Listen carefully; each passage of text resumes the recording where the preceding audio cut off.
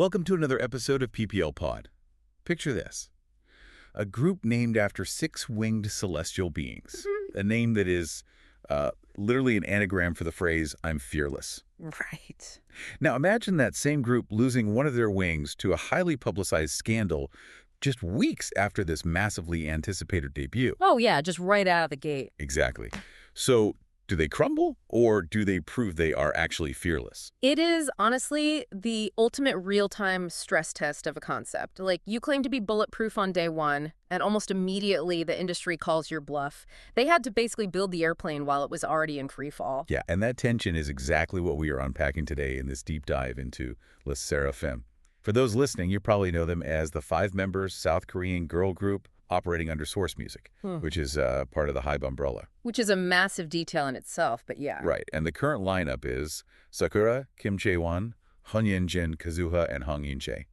We are looking at them today because their story is this unprecedented experiment in rapid global scaling. Oh, absolutely. They didn't just climb the Billboard charts or, play Coachella. They aggressively installed themselves into the underlying architecture of global youth culture. Yeah, it's wild. But to really understand the sheer velocity of their career, we kind of have to look at the pressure cooker they were formed in. Well, let's set that stage for the listeners before we get into the timeline.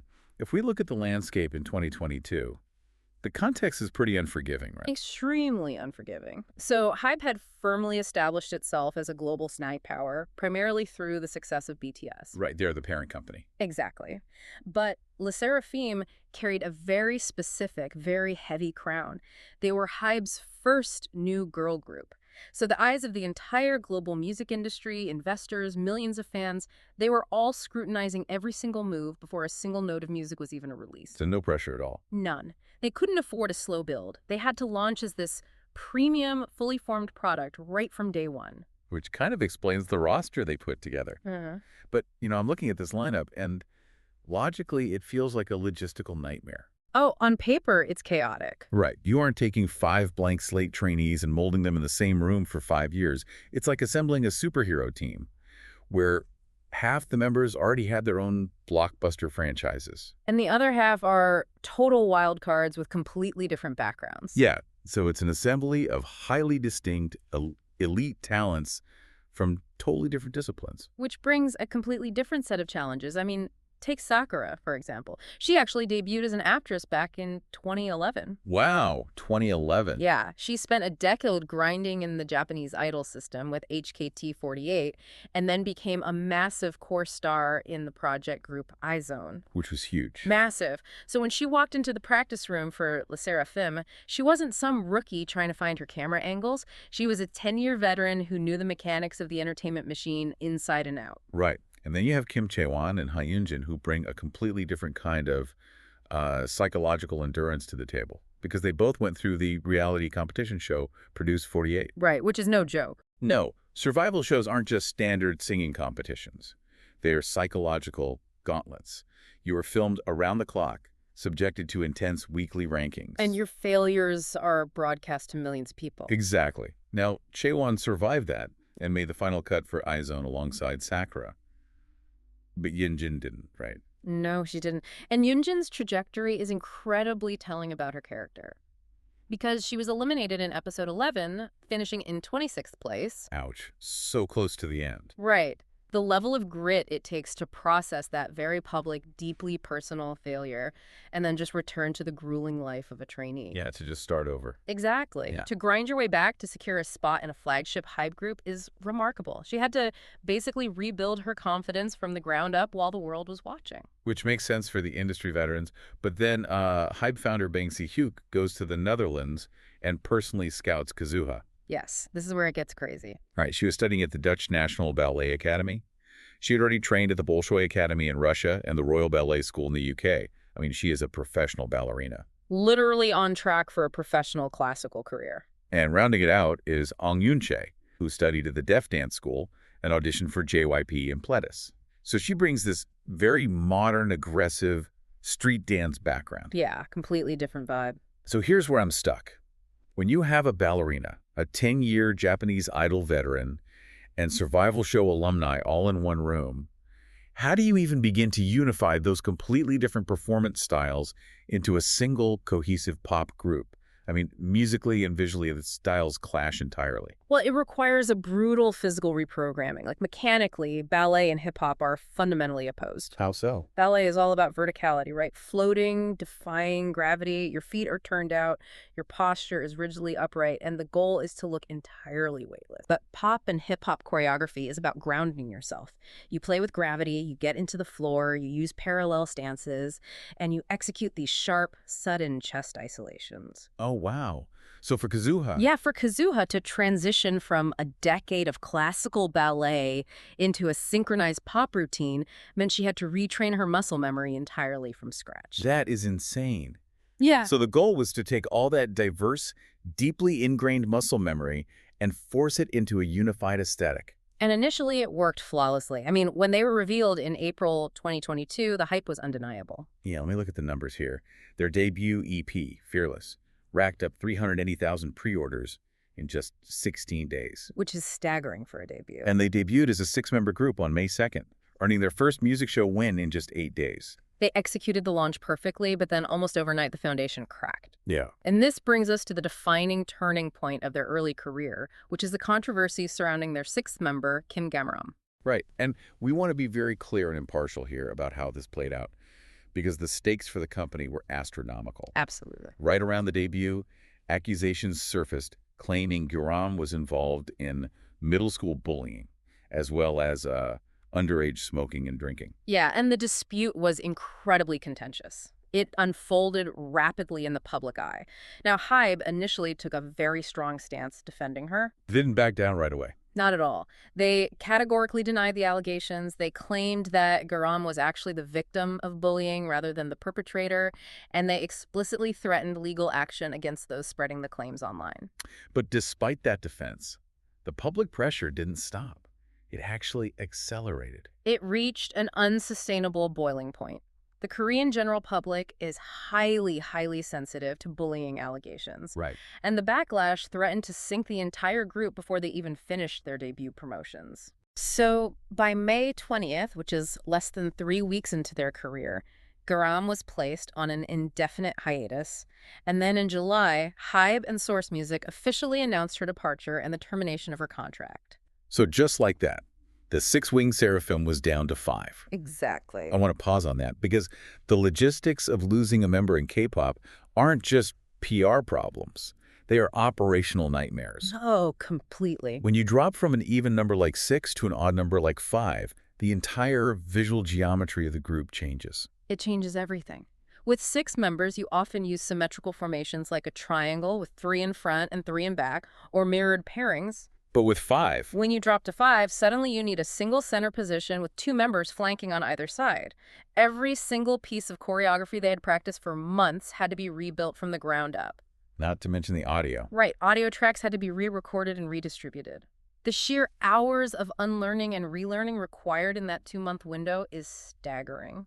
And they're doing all this while carrying the brand name, I am fearless. Yeah, the irony is thick. I mean, when a scandal like this hits immediately, you either crumble under the weight of that name, or you have to prove you actually are fearless to the public.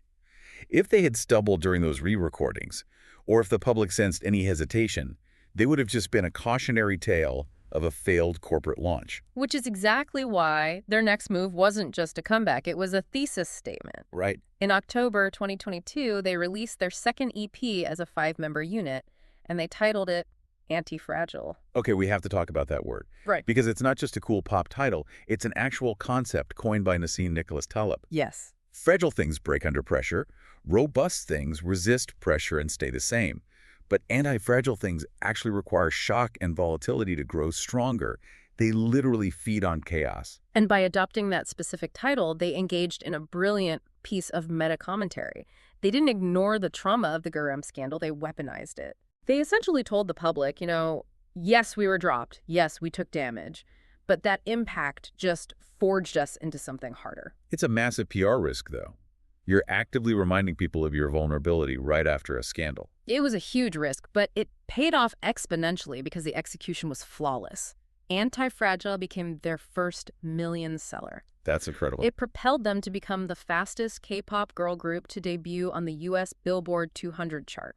They even expanded the narrative by launching a webtoon called Crimson Heart, which was entirely based on their message of advancing forward without fear. So they took a corporate crisis and synthesized it into a globally resonant cultural identity. Exactly. And that cultural identity really became the launch pad for what we saw between 2023 and 2024. I mean, Yeah. they stopped just charting and started this ubiquitous integration. Yeah, total crossover. In 2023, their studio album Unforgiven hit the top 10 on the Billboard 200.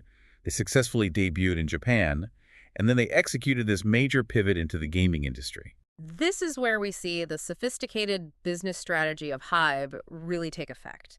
They collaborated with Blizzard Entertainment for the launch of Overwatch 2. Right, they released the English single Perfect Night. And it wasn't just used in a promotional trailer. They actually performed at BlizzCon in November 2023. And the song topped the Circle Digital chart in South Korea for 6 consecutive weeks. But wait, I have to push back on this a little. Sure. Is pivoting into a hardcore PC gaming space really a strategic masterstroke? Or is it just a cash grab? I mean, isn't there a severe risk of alienating their core demographic? That's a fair question. Because pop music fans and first-person shooter gamers aren't exactly a perfect Venn diagram. How did they avoid looking like total sellouts? Well, it's because they understood the mechanism of the modern digital economy. Like, HYBE didn't just license a pop song for background music. They integrated the SSERAFIM's visual IP directly into the game's cosmetic economy. Oh, like the skins. Exactly. Overwatch 2 players could purchase exclusive, the SSERAFIM-themed digital skins and emotes for their characters. So it created a bridge. I see. Hardcore gamers are exposed to K-pop through high-quality, desirable in-game fashion. And K-pop fans download a game they've never played just to collect the digital merch of their favorite group. That's actually brilliant. They didn't force the music on the gamers. They made the group part of the game's culture. Right. They are monetizing the intersection of the fandoms. And that same logic applies to their fashion integration in 2024, right? Yeah. Because they hit Coachella. And they weren't just wearing off-the-rack designer clothes. No, not at all. They wore custom outfits designed specifically for them by Nicholas Guesquier, the artistic director of women's collections at Louis Vuitton. Yes. And that level of bespoke attention from a legacy European fashion house like Louis Vuitton is a profound statement of legitimacy. It elevates them from trendy pop group to global fashion icons. And they didn't stop there. No, they became official house ambassadors for Louis Vuitton. Right. And then with the Crazy EP, which won them an MTV VMA for PWH Performance of the Year, they featured remixes with David Guetta and Pink Pantheress. And the endorsements just kept rolling in. They secured deals with Sony, becoming faces for their audio tech. They partnered with the Japanese lifestyle brand Gelato Peak, Jim Beam, and even the fast food chain Mom's Touch. It's like a tech ecosystem. When you embed yourself into every facet of a fan's life, from what they eat, to the headphones they wear, to the video games they play, to the clothes they buy you, create an inescapable ecosystem. You really do. You essentially become the operating system of youth culture. Yeah. But the problem is, an ecosystem like that demands a constant, unrelenting feed of new content. Always. Which brings us to the pressure cooker of the 2025 to 2026 timeline. The pure flow era. Exactly. Yeah. And the velocity required to maintain that ecosystem is staggering. Okay. In early 2025, they dropped the Hot EP. Right. They made history as the first K-pop girl group to perform on America's Got Talent. They demonstrated their social leverage by donating 50 million Korean won to wildfire relief efforts. Wow. And they launched their first expansive world tour, the Easy Crazy Hot Tour. Yeah. And the collaborations just kept escalating from there. Late 2025 and early 2026 saw them team up with the Japanese super duo YOASOBI. Yeah, huge deal. They released the single album Spaghetti, which featured J-Hope from BTS. They even pushed further into gaming, putting Spaghetti into the rhythm game Friday Night Funkin' with fully animated avatars. It's nonstop. And then they are ringing in 2026 by performing live in Times Square for New Year's Rockin' Eve. It's a relentless schedule. And this raises a crucial point about the physical limits of human endurance. Right. Because while the brand is anti-fragile, the human body is not. Yeah, the body always keeps the score. You can't outbrand biology. Precisely. In May and June of 2026, right as they were rolling out their highly anticipated second studio album, Pure Flow Pi 1, which featured the major single Celebration, and Boompala, the reality of their schedule caught up with them. Chaewon's injury. Yes. leader Kim Garam had to temporarily suspend all activities to recover from a neck injury. When your choreography involves constant, intense physical isolations, and you are performing it hundreds of times a year across multiple continents, the wear and tear is inevitable. It's basically a professional athlete's schedule. Yeah. And yet, the sheer momentum of the machine means you can barely pause. Right after her recovery period, they announced the Pure Flow Tour, a sprawling 32-show run, including their very first solo shows in Europe. Right. But there's another milestone from June 2026 that I find really fascinating. They released a collaborative single called Iconic by Mistake with Elite and Katsai, who are newer girl groups under the HYBE umbrella. Yes, that was a very strategic move. So I have to ask, is this passing the baton? Yep. By collaborating with newer groups like Elite and Katsai, is SSERAFIM taking on an elder statesman role within HYBE just 4 years into their own career? In the accelerated timeline of the K-pop industry, 4 years at the absolute pinnacle of global success absolutely grants you veteran status. Really? 4 years is all it takes? It's dog years in that industry. By bridging the gap and collaborating with the newest generation, SSERAFIM is cementing their legacy. They are no longer the rookies fighting to prove they belong. They are the established institution. That makes all sense. They are lending their hard-earned cultural capital to the newer acts, effectively anchoring the next phase of HYBE's corporate strategy. So, bringing this full circle back to that opening tension, we started by looking at the anagram "I'm fearless" and the immediate, brutal loss of a member right at their debut. Right. And, manufactured concepts in the music industry are standard practice. Sure. A label decides you are the rebellious group or the glamorous group, and the members just perform that role. Like putting on a costume. Exactly.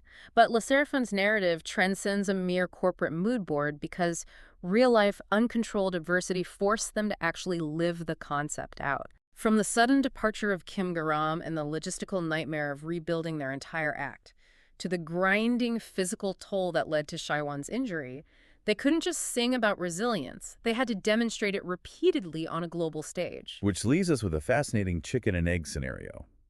Did the genius of HYBE's Antifragile branding save the group from early ruin? Or did the sheer, undeniable resilience of those 5 members breathe actual, authentic life into a manufactured corporate brand? I'd say it's likely a symbiosis of both. But it proves that even the best marketing falls flat if the artists themselves don't possess the grit to back it up. I think that's the perfect place to leave it, and it gives you a final thought to mull over. As we watch groups like SSERAFIM become so deeply integrated into the digital cosmetic economies of video games, the boardrooms of luxury fashion houses, and the algorithms of tech brands, are we still just watching the evolution of musicians? It's a great question. Or are we witnessing the creation of multimedia global lifestyle brands where the music itself is just the entry point into a much, much larger puzzle? It fundamentally changes what it means to be a pop star today. It really does. Thanks for listening to PP Pod. Keep tuning in for more stories worth knowing.